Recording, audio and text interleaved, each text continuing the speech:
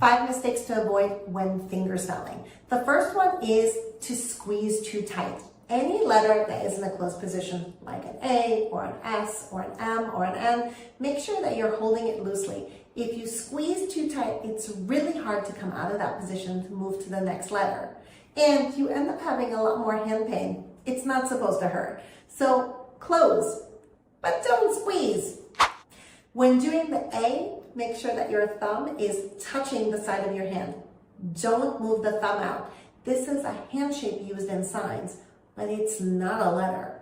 The thumb needs to be touching A. For G, make sure that you're coming out to the side and not pointing it forward. Sometimes people get confused because they learn their fingerspelling from looking at a sheet of paper and a picture. G is not facing forward, it's facing to the side. H is also not facing forward. It is facing to the side as well. My palm is facing me.